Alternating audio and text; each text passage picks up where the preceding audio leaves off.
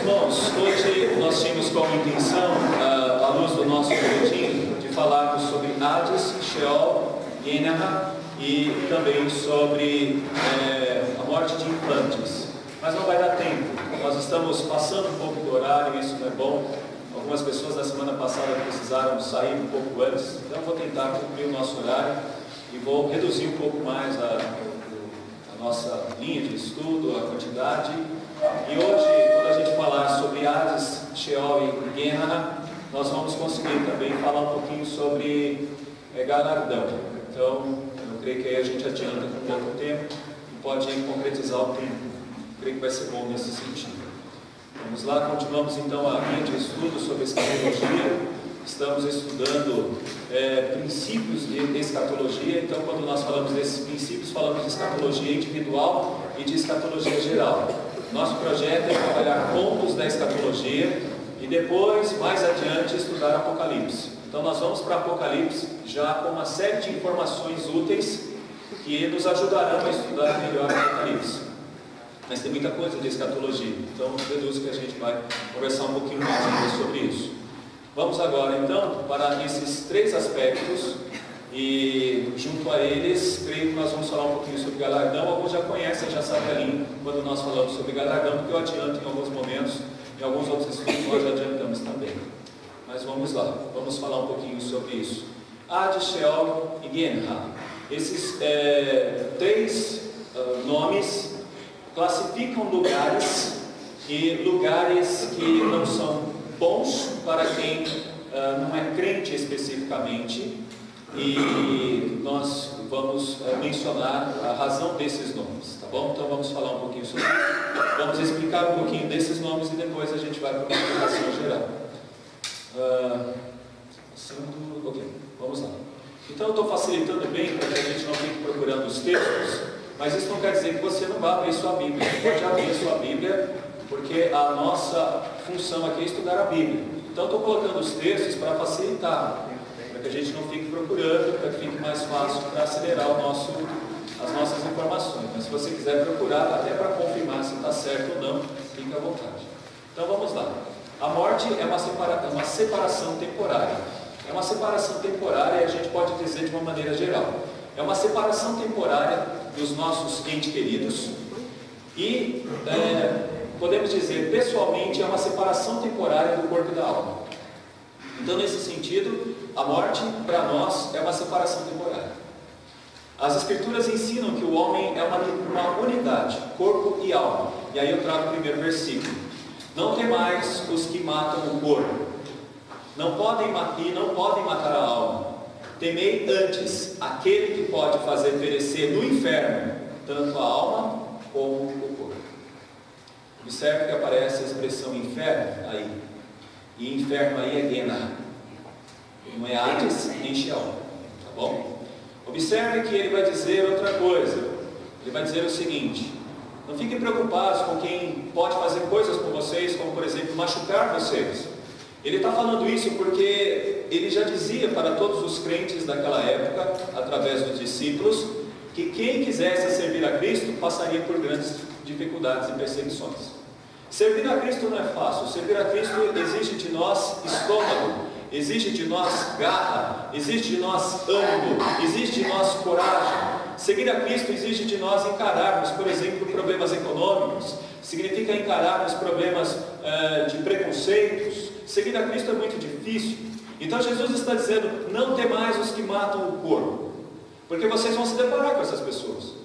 É claro que nós não enfrentamos tanto isso aqui, mas quando nós falamos sobre aqueles que vivem na janela 10 por 40, que é uma forma de nós classificarmos ali uma parte da África até o Oriente, até o contexto ali da Coreia, China, nós vamos saber que muitos crentes passam por grandes dificuldades, inclusive perdem a vida. Não é à toa que quando o reverendo Osni veio aqui e trouxe relatos, os relatos não eram relatos como muitas vezes a gente vê outros relatos, né, são relatos de morte. São relatos de morte. Eu não sei se os irmãos se lembram de que ele foi numa igreja de deserto, aquelas igrejas que se reúnem de 3 em 3 meses, de 2 em 2 meses, e ele disse que conforme alguém chegava, batiam palmas. E aí ele estranhou aquilo, mas por que fazer festa? Porque a pessoa veio para a igreja e alguém disse, é porque você chegou vivo. Então, se chegou vivo, a gente está alegre, porque provavelmente poderia ter morrido em meio ao caminho, chegando até a igreja. Então, nós não enfrentamos tanto isso. Mas uma coisa nós podemos dizer que esse versículo consola aqueles crentes e consola a nós também, porque nós sabemos que muitas pessoas podem querer fazer mal a nós que pregamos o Evangelho. Muitas pessoas podem querer nos perseguir, mas podem atingir somente o corpo. Pode afetar somente o nosso corpo, mas não afetarão a alma. Então, temei antes aquele que pode perecer no inferno, fazer perecer no inferno, tanto a alma quanto o corpo. Então, nós sabemos que essa separação é temporária, mas haverá um dia que nós teremos a alegria dos céus, corpo e alma, e os ímpios terão a tristeza do inferno, corpo e alma também. Uma outra coisa, 2 Coríntios 7:1, outro texto. Tendo, pois, ó amados, traz promessas, purifiquemo-nos de toda impureza, tanto na carne, sarcós, como no espírito, pneumatós, aperfeiçoando a nossa santidade no amor de Deus. Então nós estamos atingidos pelo pecado, tanto na carne quanto no espírito, ou alma, podemos chamar da mesma coisa, sinônimo, corpo e alma. E aí a gente observa o seguinte, nós temos aqui nesse texto, uma fala interessante, porque nós temos a promessa, nós sabemos da ideia de que estaremos corpo e alma nos céus, nós devemos já viver hoje como se fossem os céus. E como que nós devemos viver? Purificando-nos de toda impureza. Então nós não devemos esperar o céu para nos tornarmos santos, nós já devemos viver de maneira santa, como se já estivéssemos no céu. Um teólogo muito famoso, chamado Anthony Huckman, escrevendo um livro, A Bíblia e o Futuro, ele ressalta várias vezes essa expressão, já e ainda não. Mesmo ainda não estando nos céus, já podemos antever as alegrias dos céus. Mesmo ainda não estando nos céus, nós já podemos cantar as vitórias dos céus. Mesmo ainda não estando nos céus, nós podemos já sentir a alegria de estar com Cristo. Então, desde já, devemos viver como se estivéssemos nos céus, uma vida santa. Por isso esse texto diz, purifiquemo-nos de toda impureza, tanto na carne como também no próprio espírito. Outra questão importante, os lugares. Vamos falar um pouquinho sobre eles. Sheol, hebraico, estado de morte, como sepultura e também inferno. Então Sheol é hebraico. Você encontra essa expressão no Antigo Testamento. Ela ocorre muitas e muitas vezes no Antigo Testamento. E ela tem essa tonalidade de falar sobre sepultura, lugar onde as pessoas estão depositadas ou corpo, e também inferno, lugar onde está a alma dos que são ímpios. O Hades já é o mesmo nome, só que em grego. Hades é o equivalente a Sheol, e ele também significa a mesma coisa, estado de morte como sepultura e inferno. Há uma ressalva importante. Alguns comentaristas dizem que Sheol não trata de inferno, trata somente de estado de morte.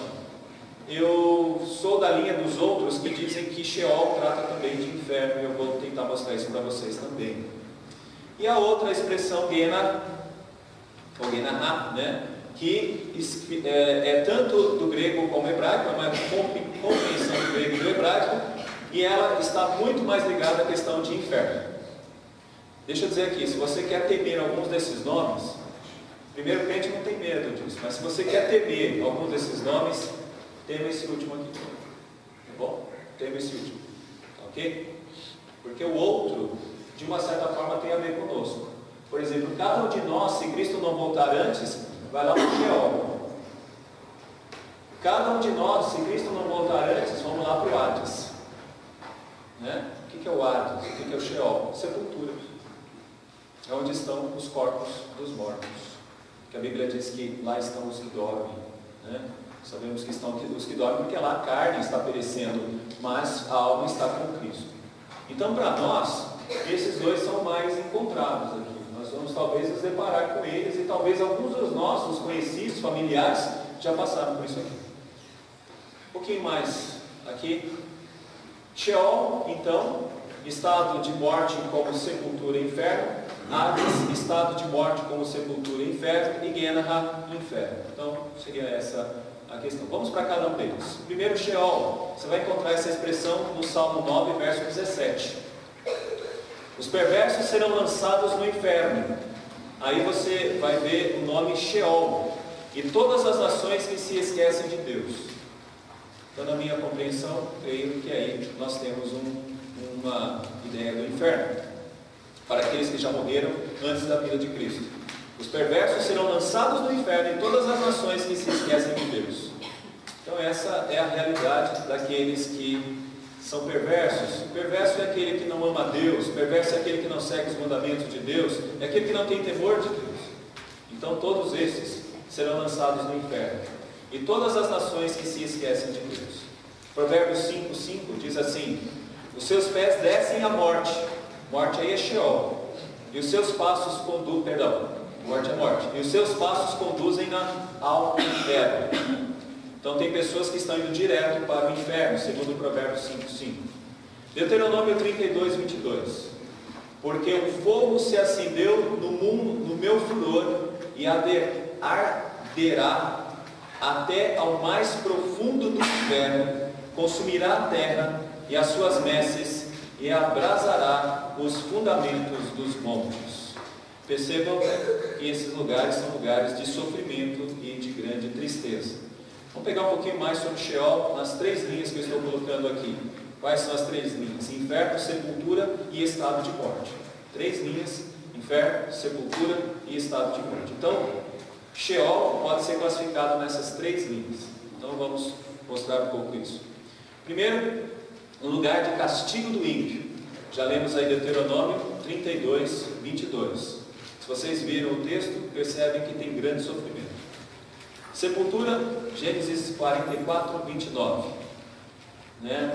Se agora também tirardes este da minha presença, e lhe acontecer algum desastre, farei descer as minhas cãs com pesar à sepultura. Quem está falando aqui é Jacó.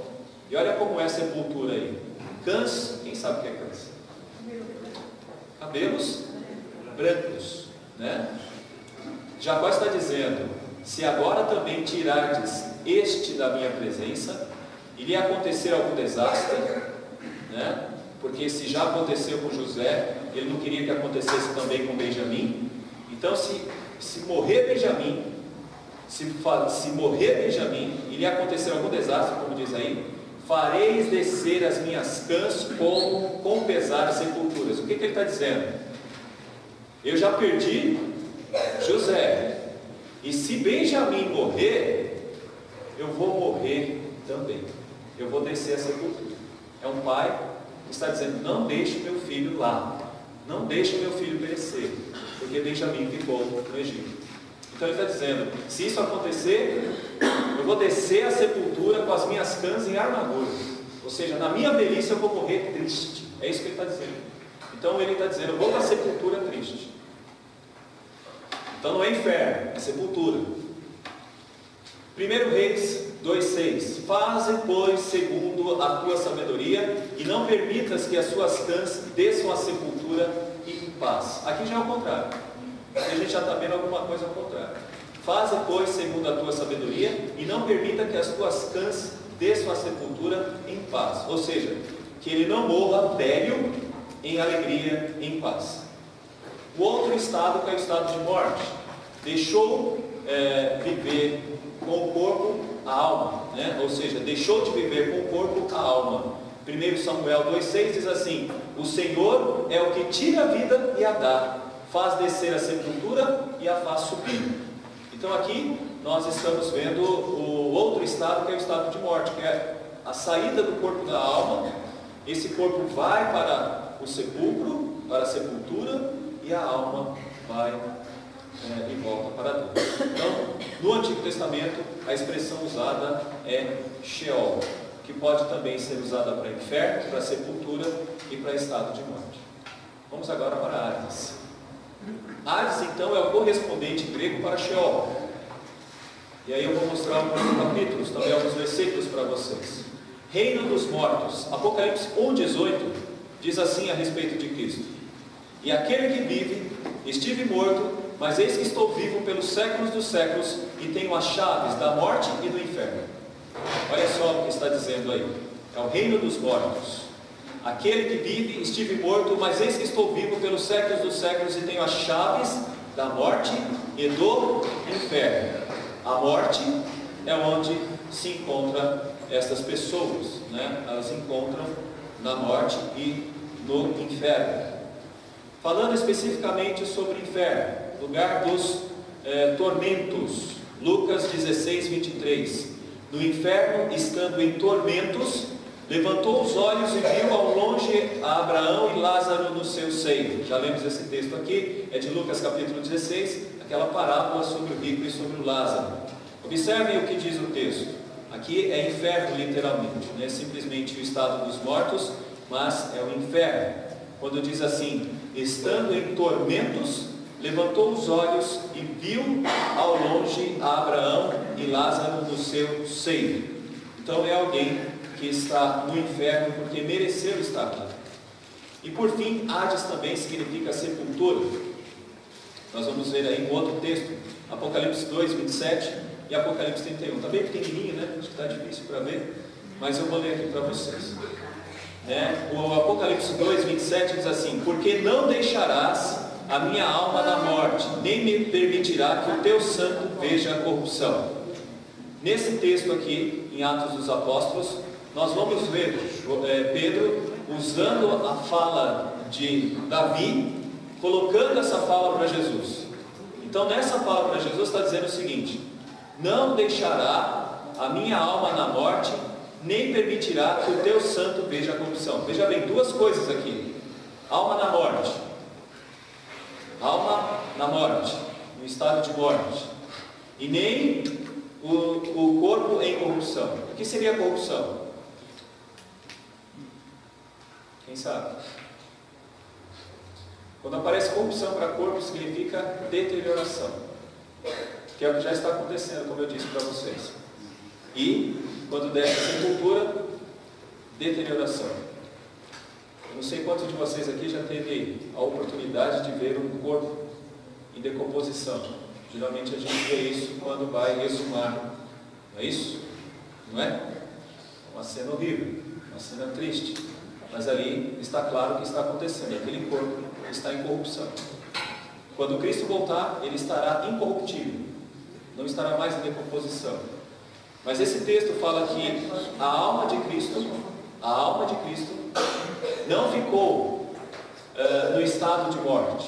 O que é esse estado de morte? Quando nós morremos, a nossa alma volta para Deus, ou vai para Hades, para o inferno. Mas no caso de Cristo isso não aconteceu.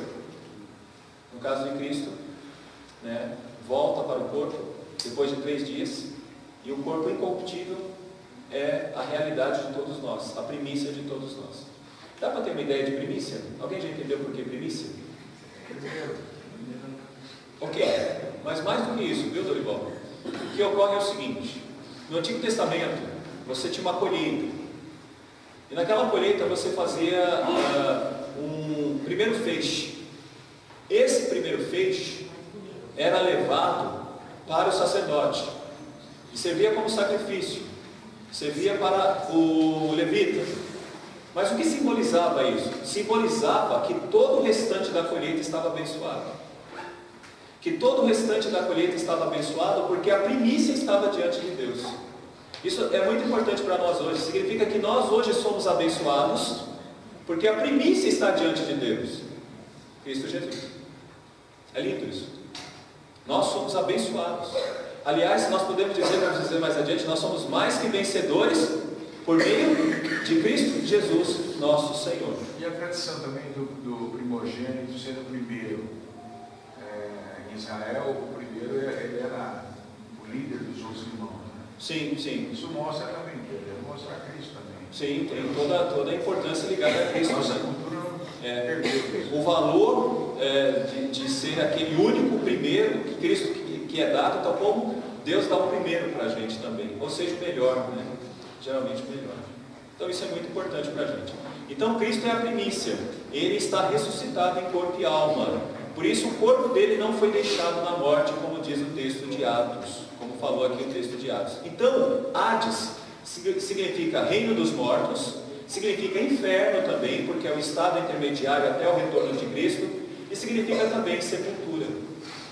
Então, por favor, a melhor maneira de se entender o credo apostólico é que você, quando ouvir aquele trecho, desceu ao Hades, entenda, desceu a sepultura. Tá bom? Sepultura.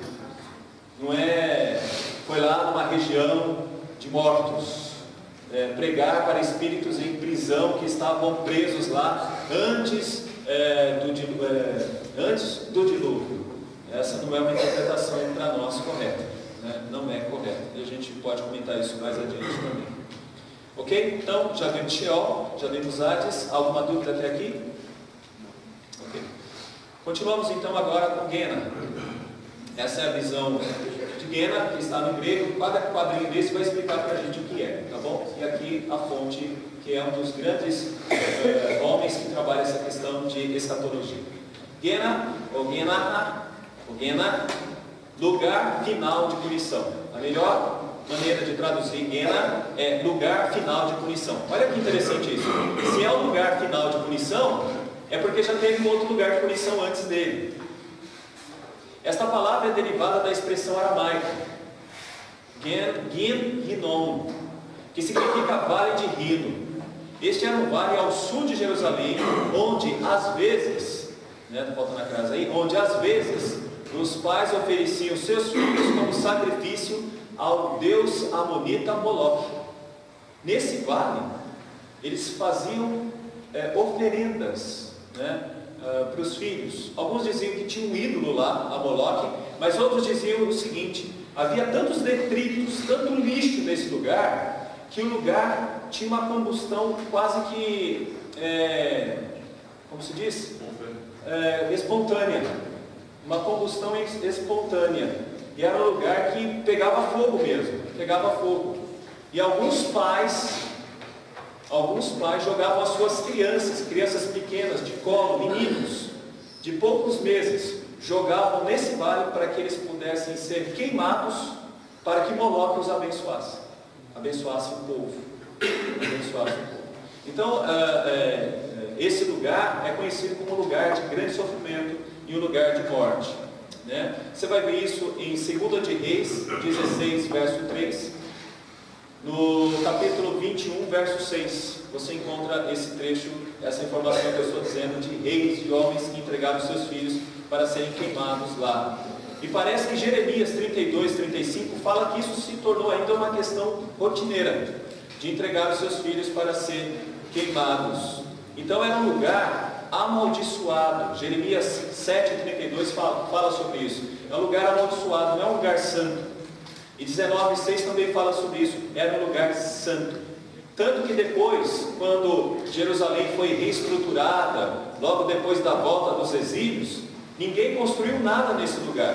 Não teve nada nesse lugar. E parece que até hoje não tem nada nesse lugar. E esse vale, o que as pessoas faziam era jogar lixo lá. Jogavam lixo. Como todos sabem, nesses lugares que tem lixo, realmente tem grande combustão. E por isso que a ideia principal deste vale era a de sofrimento sem fim. Daí a gente pode dizer que esse lugar é o lugar final de punição, o próprio lugar final de punição. E aí, mais uma questão. Olha o que Jesus diz quando usa a expressão Guéna. E se tua mão, isso aqui é Marcos 9, 43. Marcos 9, 43. E se tua mão te faz tropeçar, corta, pois é melhor entrares maneta na vida do que, tendo as duas mãos, ires para o inferno, para o fogo inextinguível, onde não lhes morre o verme, nem o fogo se apaga. Olha só essa expressão. Se tua mão te faz tropeçar, corta, pois é melhor entrares maneta na vida do que, tendo as duas mãos, ires para o inferno, para o fogo inextinguível, onde não lhes morre o verme, nem o fogo se apaga. Então isso aqui é uma visão bem nítida do Guéna. Aqui não tem nenhuma chance, nada, só sofrimento e angústia para sempre. Mateus 25, 46 diz assim: e irão estes para o castigo eterno. Olha só, castigo eterno, porém os justos para a vida eterna. Alguns testemunhos de Jeová, e não só testemunhos de Jeová, mas mormons e também adventistas, dizem que esses textos dão margem para falar de aniquilamento, e que alguns outros textos falam de aniquilamento. O que significa isso? Que só pode existir os eleitos, que vão morar no céu, e aqueles que são ímpios vão sumir. Vou usar uma expressão aqui, não se assusta não. É isso aí, né? Que significa que desaparece. Os mormons acreditam em sofrimentos e sofrimentos e sofrimentos até acabar. É uma ideia muito agradável, né? Então, como universalismo, é uma ideia muito agradável. Sim. Nós que vamos para o céu, temos um corpo transformado, claro. Mas ninguém vai para o inferno. Como vai ficar a matéria do corpo? Não, a matéria sim, porque não vai ter matéria, né? Mas como vai ser então esse sofrimento? Como no inferno não tem matéria? Não. A matéria, quando a gente morre, a matéria fica, né? Fica. Então, e mesmo quem vai para o céu, quem vai para o inferno. Certo. E lá no inferno, como seriam esses padecimentos? Tá ok. No inferno hoje estão as almas. Não tem corpo lá no inferno. Mas quando houver ressurreição, o inferno receberá o inferno. Nesse inferno tem almas. Nesse inferno, quem vai viver nesse inferno é alguém perfeito, no sentido de corpo e alma. Claro que, por ser um ímpio, sofrerá eternamente. Mas esse é o Guéna. Esse é o Guéna. Esse é o inferno. Esse é o lugar onde você, outros qualquer, né? Por aí, né? Sofrerão a tristeza eterna. Essa tristeza eterna é como essa que nós sofremos. Há uma questão interessante. Por exemplo, dizem que o inferno é lugar de trevas, e lá nós vamos arder em chamas, não é isso? Então fica estranho ter chamas, quer dizer, os outros, vai ficar difícil agora começou errado, daqui pode começar até o final. Mas os pobres, também acho que não dá para falar. Os outros, né, eles vão sofrer com o corpo e com a alma lá. Agora é interessante que, por exemplo, alguns sofrimentos que a gente sente aqui, é um sofrimento tão pesado de alma, que é como se a gente estivesse queimando realmente, não é isso? Algumas dores são tão pesadas e tão difíceis, que parece que são dores de morte, no sentido de queimar a gente por dentro, e nos corroer, e nos consumir. Então quando eu vejo o texto dizendo o verme não se acaba, o fogo não se acaba, inextinguível, a gente fala desse sofrimento que você sofre com o coração, que você sofre com o cérebro, que você sofre com o ser integral lá no inferno. É um lugar terrível, né? Se alguém fala aqui é o inferno, tem. Então, como a gente não pode falar do céu, da benesse do céu, da alegria que é o céu, a gente não tem como medir isso, né? A gente tem falado aqui constantemente. A gente também tem que entender que a gente não pode compreender a dureza e a dificuldade de quem estará no inferno. De quem estará no inferno. Então, corpo e alma. No último dia, pega 1 Coríntios 15, você vai ver isso. No último dia, no ressoar da trombeta, aqueles que estiverem vivos serão transformados, e aqueles que estiverem mortos serão ressuscitados, de corpo agora incorruptível. Em outras palavras, no inferno, o corpo também não envelhece, o corpo também não passa por sofrimento no sentido de envelhecimento, mas passa por sofrimento no sentido de estar contra tudo que Deus disse na Bíblia pregressa. Então essa é a ideia de inferno. Tá? Um pouquinho mais aqui. Há um critério para Guéna, e eu quero fechar aqui o nosso estudo com esse critério. Bom, qual é o critério? Olha os efeitos especiais. Olha só, né? A gente está melhorando cada dia mais. Então, a vontade revelada de Deus. Esse é o critério especial para o sofrimento em Guena. Dá para entender isso já? Já deu para pegar? Quem está acompanhando os estudos já de algum tempo? Dá para entender? Não. Vamos pegar um pouquinho mais aí. Mateus 11, 20 a 22. Passou então Jesus, Mateus 11, 20 a 22. Passou então Jesus a increpar as cidades nas quais ele operara numerosos milagres, pelo fato de não terem arrependido. Ai de ti, Corazim! Ai de ti, Betsaida! Porque se em Tiro e em Sidom se tivessem operados os milagres que em vós se fizeram, há muito que aquelas se teriam arrependido com pano de saco e cinza. E contudo vos digo, no dia do juízo haverá menos rigor para Tiro e Sidom do que para vós outras. Então, Tiro e Sidom serão castigadas de uma forma menor. Já Corazim, Betsaida, sofrimento muito grande. Ou seja, há galardão nos céus, nós vamos falar sobre isso, mas há galardão também no inferno, no sentido de sofrer menos e sofrer mais. Essa é a justiça de Deus, que é baseada até na nossa justiça é baseada nisso. Uma pessoa sofre mais, uma pessoa sofre menos. Uma pessoa pode ficar mais tempo em prisão no nosso mundo e pode ficar menos tempo em prisão. Aí você vai ter que olhar para atenuantes e agravantes. E qual é o atenuante? O atenuante é de quem ouviu menos. O atenuante é de quem aprendeu menos. E qual é o agravante? De quem se envolveu mais e aprendeu mais. Então, ai daqueles que dizem assim: ah, em teu nome nós expulsávamos o demônio, em teu nome nós curávamos, em teu nome nós fazíamos isso, fazíamos tudo aquilo. Essas pessoas estão interessadas no sistema econômico envolvendo a igreja, mas elas nem acreditam nesse Deus, nem estão envolvidas com esse Deus. Elas descreem desse Deus. Então haverá mais rigor para elas do que para outros. Deles, que é a Torá, a Bíblia antiga, tinha tudo para acreditar, tinham todas as informações, só tinha agravantes. Pastor, Sim. uma minha ignorância, mas falando de Judas, passou por um processo parecido, né? Teve ao lado de Cristo. A Bíblia diz que ai dele.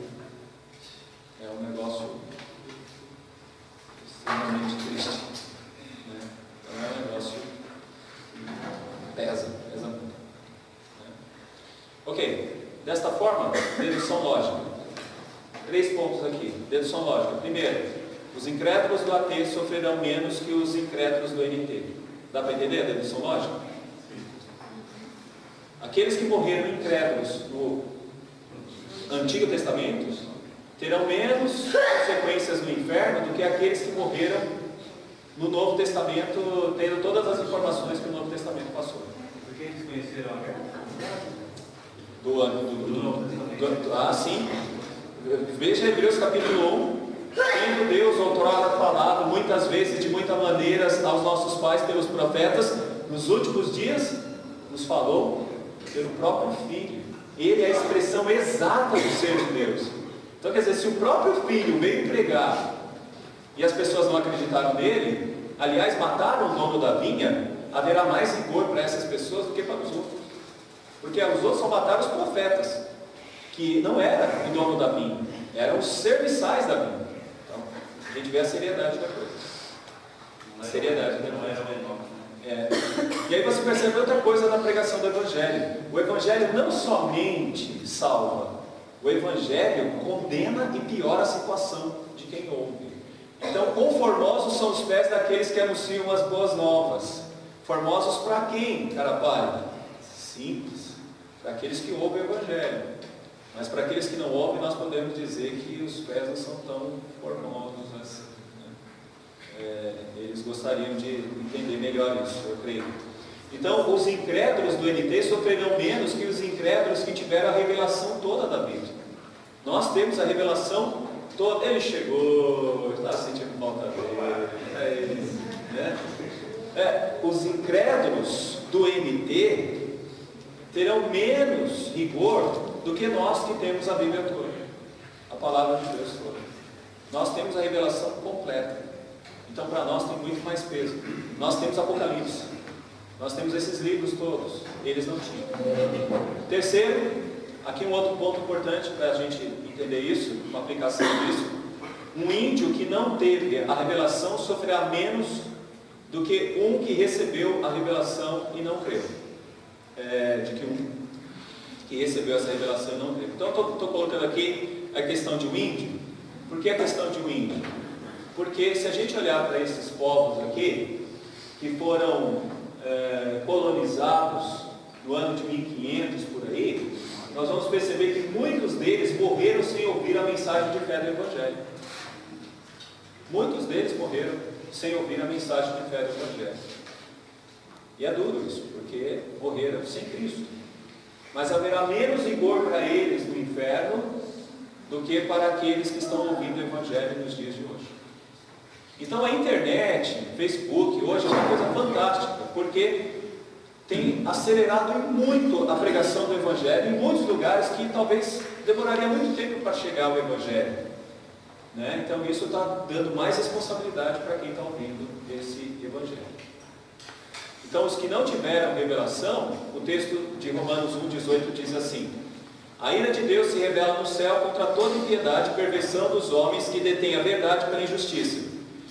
O que esse texto vai mostrar é que não existem pessoas que possam dar desculpas para Deus. Todos são indesculpáveis. Porquanto o que de Deus se pode conhecer é manifesto entre eles, porque Deus lhes manifestou. Então, o que é necessário conhecer de Deus é manifesto, porque Deus manifestou. Porque os atributos invisíveis de Deus, assim o seu eterno poder, como também a sua própria divindade, claramente se reconhecem desde o princípio do mundo, sendo percebidos por meio das coisas que foram criadas. Tais homens são por isso indesculpáveis. Se você ouvir a teoria dizendo assim, não, mas eles não têm culpa. E de alguma forma eles estão acreditando em Deus porque eles acreditam no Deus do rio, no Deus do sol, no Deus das plantas, Tupã, por exemplo. Então ele de alguma forma tem um conhecimento de Deus. Não, isso só serve para piorar a situação dele, porque isso condena. Então não é uma coisa que absolve, é uma coisa que condena, segundo esse texto. Porquanto, tendo conhecimento de Deus, não glorificaram como Deus. Ou seja, vem a glória de Deus na criação, e desde domingo de manhã nós estamos falando da importância da criação, mas não lhe deram graças, antes se tornaram nulos em seus próprios raciocínios, obscurecendo-lhes o coração insensato. Eles se tornam nulos nos seus próprios raciocínios, ou seja, eles só pioram as coisas com o seu próprio raciocínio. Ainda tem outra coisa, o texto diz que eles têm a lei gravada nos corações. O texto diz ainda: assim, pois, todos os que pecaram sem lei, também sem lei perecerão, e todos os que com lei pecaram mediante a lei serão julgados. Porque os simples ouvidores da lei não são justos diante de Deus, mas os que praticam a lei não de ser justificados. Quando, pois, os gentios que não têm lei procedem por natureza de conformidade com a lei, não tendo lei, servem eles de lei para si mesmos. É como se a gente dissesse o seguinte: se você pegar, mesmo no meio dos gentios, eles têm um princípio de lei entre eles. Esse princípio de lei entre eles é a revelação de Deus que chegou neles. Isso é graça comum, e isso faz com que eles sejam culpados, porque tem leis no seu coração. Se você pegar qualquer tribo, qualquer lugar que não tem nenhum contato com civilização ocidental, você vai encontrar princípios de lei no meio deles. Então, estes mostram a norma da lei gravada no seu coração, testemunhando-lhes também a consciência e os seus pensamentos mutuamente, acusando-se e defendendo-se. Deu para entender isso? Por exemplo, mesmo no meio de um povo que não tem conhecimento de Deus, você vai ter lá um filho que é uma mãe. Você vai ter uma pessoa que vai ter uma visão de justiça e ele vai fazer um julgamento. Então isso é o que faz todos nós culpados, ou seja, todos nós dignos de ir para o inferno, ou Guena, se Cristo não intervir, ou o Espírito Santo não intervir. Então será isso que vai acontecer, tá bom? Pegando mais um pouco, não há como questionar, é o que chamo de galardão, a punição também no inferno. Aquele servo, porém, que conheceu a vontade do seu Senhor e não se aprontou, nem fez segundo a sua vontade, será punido com muitos açoites. Isso é Lucas 12, 47. 48. Aquele, porém, que não soube a vontade do seu Senhor e fez coisas dignas de reprovação, levará poucos açoites. Mas aquele a quem muito foi dado, muito lhe será exigido. E aquele a quem muito se confia, muito mais lhe pedirão. Então, quando alguém fala assim, eu tenho 20 anos de carreira cristã, ou quando alguém diz assim, eu já tenho 50 anos de carreira cristã, é sério, porque pode servir para o bem, mas pode servir para o mal também. Então é isso. Caminhando aí mais para o final. Punição no inferno se dá por obras.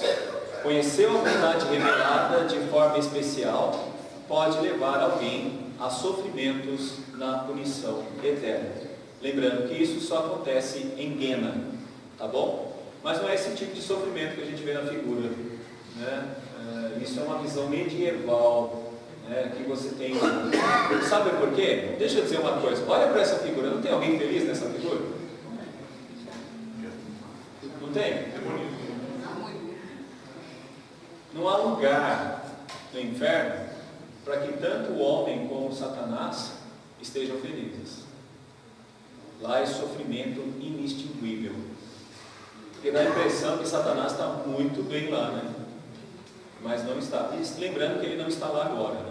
Ele será em Apocalipse 22, que ele será jogado em Guena. Mas por enquanto não. Ele está entre nós, nesse lugar, aqui onde nós todos estamos. Deu para entender? Sheol, Hades, Guena. Lembre-se, quando você for recitar o credo, desceu ao Hades ali, é porque Hades também pode dizer ele foi para a sepultura, e Cristo realmente foi para o sepulcro. Tá bom? Espero que tenha entendido, tenha dado para entender isso. Vamos para as aplicações, encerrando então o nosso estudo.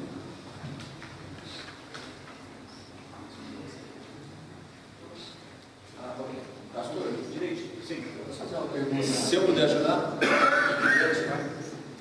Uma pergunta integrante. Tá. No nosso crédito, está lá Hades. Por que veio traduzido por sepultura? É uma ótima pergunta. Muito boa. Na Bíblia tem vários textos que falam da sepultura. Exatamente. Só para você ter uma ideia, essa história é tão complicada, porque durante alguns anos, no segundo século, eles entendiam descer na região dos mortos para pregar espíritos em prisões. O credo, ele passou por um desenvolvimento. Esse credo que nós temos, ele é muito maior do que o credo que a gente geralmente recita nos cultos. Vocês sabem disso, que o nosso credo, se fôssemos recitar, seria o credo niceno-constantinopolitano, que basicamente no culto tiraria aí uns 10 minutos, né, para a gente ler o todo. Estou exagerando. 8, né? Então, o que acontece? Houve um desenvolvimento. E teve uma série de bispos que durante um tempo resolveu inserir essa parte Hades nesse texto. Então hoje é uma grande briga, porque muitos teólogos, inclusive contemporâneos, falam, por que não tira isso? Não há problemas nenhum. O credo não é inspirado. O credo não é inspirado, o credo não é bíblico. Então alguns pastores, quando chega nessa parte, não recitam. Não falam. Desceu ao Hades. Não é necessário falar. Eu creio que não há problemas em falar, desde que você entenda que você está dizendo sepultura, e não lá na região dos mortos, no inferno. Cristo não tinha nada que fazer no inferno, porque tudo que deve ser feito em vida. Lembre-se do rico e do Lázaro. Aquela parábola esclarece tudo. Não é necessário que alguém faça alguma coisa lá do inferno. Então, a melhor forma de entender isso, Marcos, é compreender que Hades é sepultura. Mas eu sei de alguns pastores que não recitam desceu à sepultura, porque dá muita confusão. E ele nasceu no contexto de confusão, essa expressão desceu à sepultura. Para nós, o que está dando confusão aqui é universal, né? A pessoa fica preocupada, se falar universal, vamos pensar que é a igreja universal, né? Aí o outro nome é católica, né? Igreja católica. Aí a pessoa vai dar um problema. teria problema nenhum em dizer também igreja. Não teria problema em dizer igreja. Não teria problema nenhum em dizer igreja. Então, o credo tem esses problemas realmente. E é por isso que eu preferiria o credo niceno-constantinopolitano. Alguém já viu esse credo? Já? Olha, pouca gente conhece. Precisa conhecer. Você encontra, puxa aí em qualquer lugar, você pega credo niceno-constantinopolitano. Você vai perceber o quanto ele é completo e o quanto não entra nessas questões. E aquele psicografa sempre a notícia é muito boa, né? Quem psicografa? Ah, sim, sim, é quem psicografa é sempre assim. Mas tem umas questões entre eles lá. O julgamento já está acontecendo conosco, com os crentes?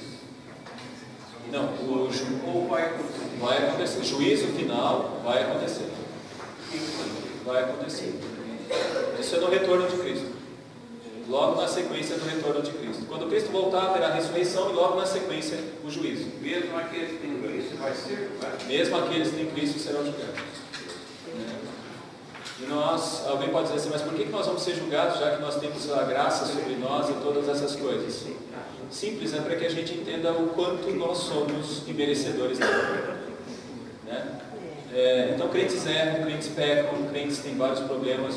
Ninguém pode dizer assim, a igreja é uma comunidade de santos. Não, a igreja é uma comunidade de pecadores, regenerados. Por isso que vai haver julgamento. Tá? Mais alguma questão? Posso ir para as aplicações? Tudo bem? Tudo certo? Ok? Hoje a gente não riu tanto como na semana passada, né, Felipe? Desculpa, pastor. É só quem vê as filmagens sabe o que aconteceu. Então vamos lá, aplicações. Vamos para a primeira aplicação. Morte, uma separação temporária. Isso deveria nos confortar. Então morte é uma separação temporária e isso deveria nos confortar. Por quê? Olha o que diz Romanos 8, 35 a 37. Quem nos separará do amor de Cristo? Será tribulação, ou angústia, ou perseguição, ou fome, ou nudez, ou perigo, ou espada? Como está escrito, por amor a ti, somos entregues à morte o dia todo, fomos considerados como ovelhas para o matador. Em todas estas coisas, porém, somos mais que vencedores por meio daquele que nos amou. Então, a morte para nós é uma separação temporária, e isso não deve nos desanimar, isso deve nos confortar, porque a separação da morte para nós não é um fim. A morte não nos separa do amor de Cristo Jesus. A morte, pelo contrário, hoje nos liga a esse amor de Cristo Jesus. É estar com Cristo, que é incomparavelmente melhor. Então, para nós, a morte não é um fim, né? E aqui eu quero ressaltar uma coisa interessante também. Acho que eu já falei isso, vou falar de novo. A nossa irmã Vilde, ela estava tão preparada para esse momento, já diante da situação que ela estava vivendo, e quando nós fomos pegar as coisas para o sepultamento dela, já estava tudo arrumadinho, a roupa, toda encostadinha assim, toda do jeito, o plano funerário, tudo arrumadinho, como alguém que sabe que a morte é uma realidade. A morte é uma realidade. Então, para nós, a morte não é uma coisa que a gente enfrenta com um ar de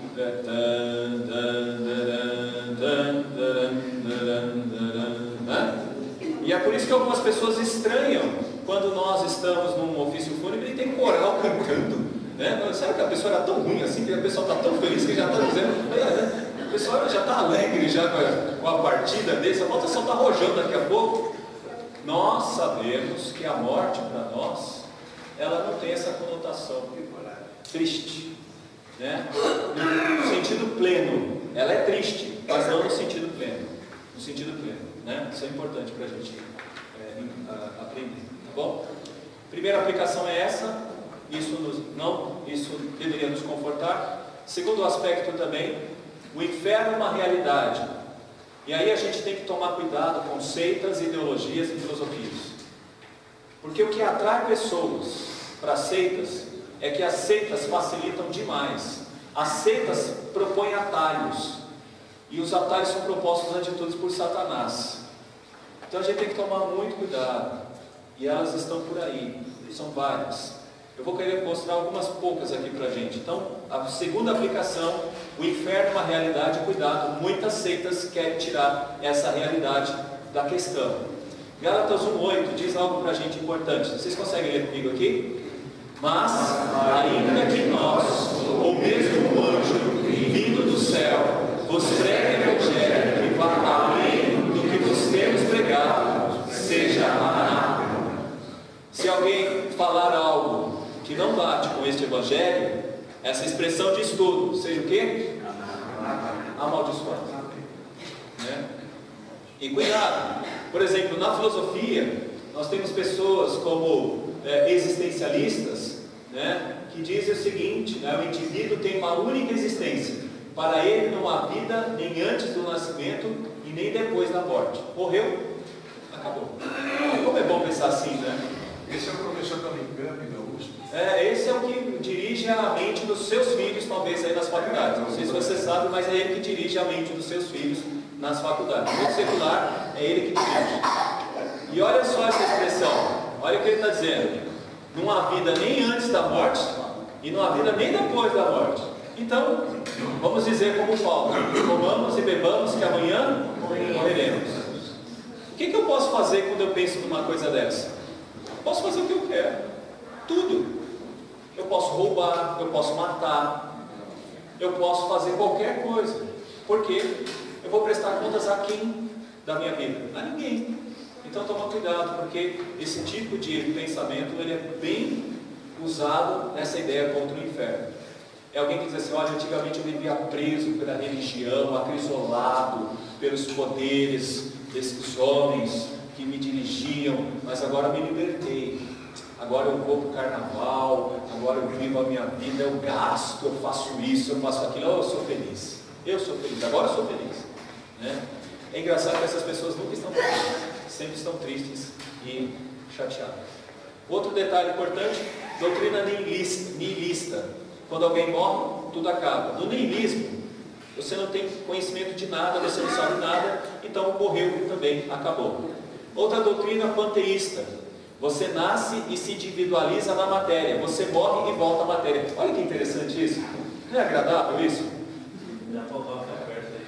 E aí eu vejo aquelas pessoas, nada contra quem faz cremação, nada contra, tá? Cremação não tem problema na Bíblia, você pode cremar também o seu morto, tá? Creme, se você quiser cremar, tem condições, não há problema. Mas sabe o que algumas pessoas fazem com cremação? Coloca numa árvore que o morto gostava. Coloca numa árvore e fala assim: tá vendo? Toda vez que eu olho para essa árvore agora, eu sinto um pouquinho dessa pessoa, porque tudo é uma coisa só agora. Essa visão panteísta faz com que a gente tenha uma visão de que tudo é uma coisa só. Deus é uma natureza e o homem, quando morre, volta para essa natureza, fazendo parte dessa natureza. A pessoa pega a cinza e joga no mar, porque a pessoa gostava muito do mar, então ela é parte do mar agora. Então toda vez que eu desço para Santos, dó, né? Se você pegar algumas praias de Santos, onde colocaram o morto, né? Se você pegar alguns lugares ali, você vai dizer onde colocaram ele. E aí a gente vai perceber que essa visão é panteísta e ela traz um conforto, né? Porque de uma certa forma você é aquela coisa ali, meio que natureza, você volta para a natureza, faz parte da natureza. Percebam isso em filmes como Avatar. Viram Avatar? Filme como Avatar acontece isso, você faz parte da natureza, né? Então você faz parte, você começa a conviver com essas coisas, você começa a ter uma espécie de simbiose com essas coisas. E gente, não é por menos que a gente chega no parque lá do Ibirapuera e encontra um marmanjo abraçando uma árvore. Aí ele está lá fazendo o quê? Pegando energia. De espíritos da floresta, de espírito da árvore. Então isso me faz um bem, é um descarrego. Bom, é um descarrego. Descarrego. Está descarregando lá na árvore. E o cachorrinho foi lá antes também. O budismo prega o renascimento e a reencarnação. Após a morte, o espírito volta. Aqui você vê uma espécie de um sistema que fica preso, né, como se fosse determinista. Então você vai sempre passar por essa ideia de reencarnação. Por exemplo, algumas pessoas gostam da nossa doutrina, mas quando a gente fala assim, ó, não existe reencarnação, a pessoa fala, ah, mas aí tal. Por exemplo, é difícil para algumas dessas pessoas falar sobre Cristo, porque Cristo não é um espírito que reencarna e vai reencarnando e prega a reencarnação. Cristo prega a ressurreição, e ressurreição é algo totalmente diferente. Então é muito fácil acreditar na reencarnação, porque se eu fui uma pessoa ruim, eu vou falar, olha, na próxima vida eu vou melhorar e vou melhorar muito. Aí você pensa, vou ter uma segunda chance, eu vou melhorar, né? Vou melhorar. Aí você pega alguém que fala assim, nossa, eu estou com tanto azar, por certo eu taquei pedra na cruz quando eu estava lá naquela época, né? Por certo eu devo ter feito isso, eu devo ter feito aquilo. Encontra respostas para a sua vida em vidas que viveu no passado. Nós não acreditamos nisso, não tem base bíblica nenhuma para isso. Pode ter base em outras religiões, mas a nossa base é contrária a isso. O Espiritismo também, pela teoria, todos os seres humanos são espíritos reencarnados na Terra para evoluir. A morte seria apenas a passagem da alma do mundo físico para a sua verdadeira vida no mundo espiritual.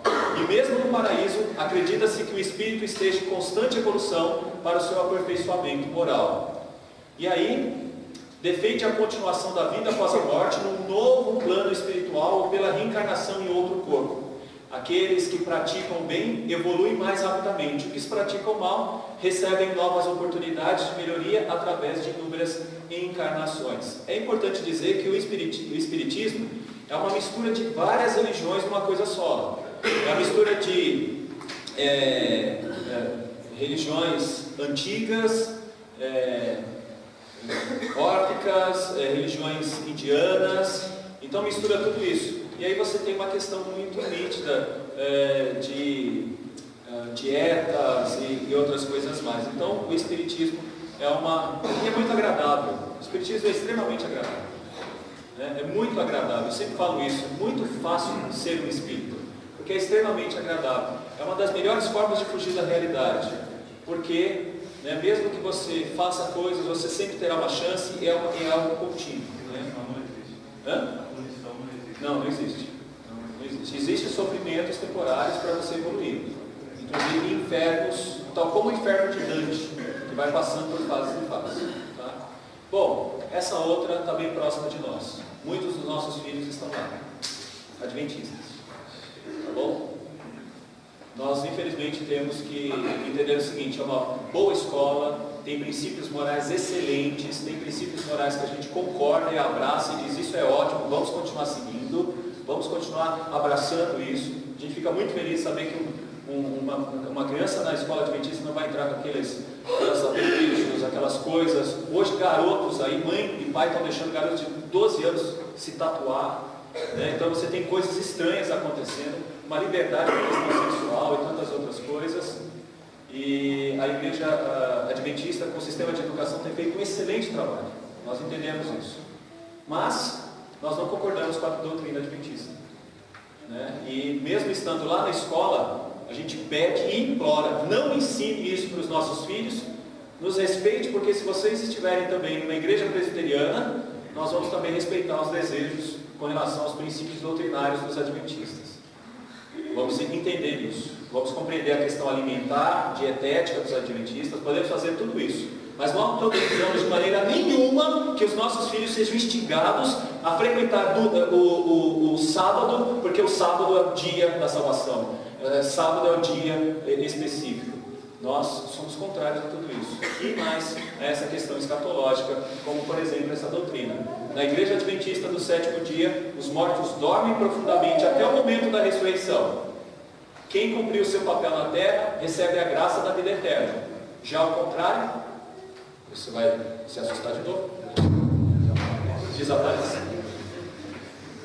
Como é bom essa doutrina! Nossa, como é excelente essa doutrina! É ótimo isso! Não é bom isso? Não é, Paulo? Que doutrina maravilhosa! No último dia, né? Olha, você foi muito mal, não acreditou, não fez isso, não fez aquilo outro. Sabe qual é o seu fim agora? Você vai desaparecer. A gente, na verdade, tem hora que dá vontade de falar assim, queria desaparecer, como uma coisa boa, Não é verdade? Eu quero desaparecer, eu queria sumir. Quando você faz isso, você está falando que é uma coisa boa. Eu acho que tem uma visão contrária. Sim. Quem escreveu esse livro foi Ellen White, aquela daquele. Tem uma série de... Antes da Ellen White, teve outros que escreveram. Tá bom? Mas quem confirma essas doutrinas são os líderes hoje. Há uma igreja adventista, que é a igreja adventista da promessa, que parece que quebra bastante com essas coisas aqui. Adventista da promessa. Então, é uma igreja que parece é uma espécie de reforma, não sei. Não é isso?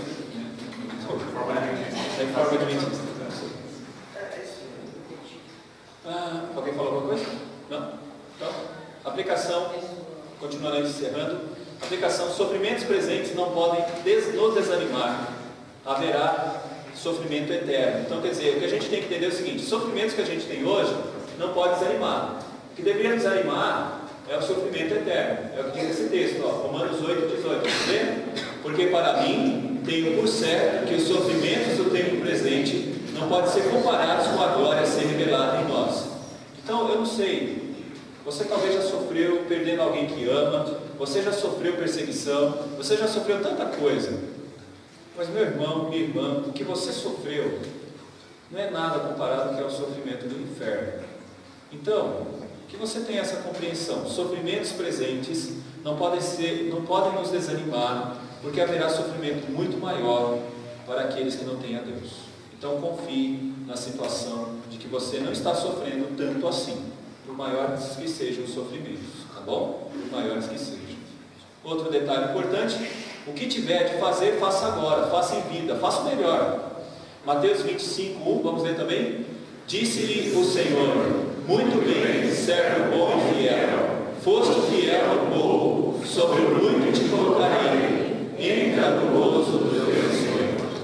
Veja bem, não espere fazer coisas grandes, no sentido assim, vou fazer coisas grandes. Deixa eu dizer para você: faça as coisas pequenas, mas faça bem feito para a glória de Deus, porque esse é o caminho do crente. Se ele tiver de limpar uma louça, que ele limpe para a glória de Deus. Se ele tiver de catar um papel no chão, que ele faça isso com alegria, que ele entenda que ele está servindo a Deus, que ele está beneficiando o próximo com esse serviço, que ele possa compreender isso. Então, se tiver de fazer alguma coisa, tem que fazer em vida, tem que reconhecer agora, faça em vida e faça o melhor. Outra coisa importante, né? Se importe com as vidas. Nossa missão é livrar os crentes desta triste realidade. Romanos 9, de 1 a 3 diz assim: digo a verdade em Cristo, não minto, testemunhando comigo do Espírito a minha própria consciência. Tenho grande tristeza e incessante dor no coração, porque eu mesmo desejaria ser anátema, separado de Cristo, por amor de meus irmãos, meus compatriotas, segundo a carne. Olha que amor é esse, gente. Eu tenho certeza que uma mãe muitas vezes falaria isso.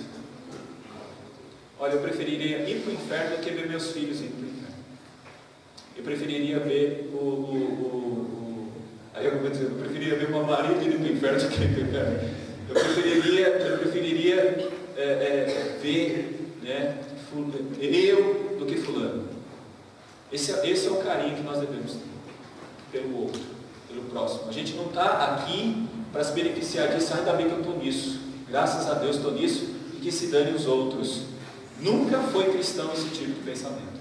O nosso tipo de pensamento é: eu tenho que me esforçar ao máximo. E é o que eu digo para o pessoal. Estou vendo aqui algumas pessoas do som, algumas pessoas que estão ligadas aqui aos diáconos, a parte de música, aos irmãos que estão trabalhando. Pense da seguinte maneira, meus irmãos: o trabalho de vocês tem um lugar maravilhoso, porque é com esse pequeno trabalho que pessoas podem ser transformadas. O som bem elaborado numa internet pode salvar tantas vidas aí no mundão afora. Uma filmagem como essa, pela misericórdia de Deus, não por quem está sendo filmado, mas pela misericórdia de Deus e pela instrumentalidade de quem está fazendo uma filmagem como essa, por certo pode estar alcançando muitas e muitas pessoas, e dá trabalho, e cansa, e desanima, e é desgastante, e muitas vezes a gente não vê ninguém dizendo foi bom, ou foi ótimo, ou que precisa isso, precisa daquilo. Mas independente de todas estas coisas, a gente sabe que estamos fazendo algo que pode beneficiar a vida de tantas pessoas. quando alguém se concentra para fazer uma atividade evangelística, quando alguém se concentra para fazer com que um conjunto vá bem, como a gente está vendo o conjunto semear, e a gente espera que outros possam surgir assim também, a gente pode perceber que é um trabalho danado, que dá trabalho, porque tem que ensaiar, tem que se gastar, mas é assim que o reino de Deus se desenvolve, é assim que pessoas são alcançadas, é assim que as pessoas são transformadas e mudadas, e é desse jeito que a gente deveria viver. Para a honra e glória do nosso Deus, aproveitemos a nossa vida para glorificá-lo, enquanto os nossos corpos não descem ao Sheol ou ao Hades. Mas uma coisa é certa, louvado seja Deus, porque longe de nós está o Guena. Amém.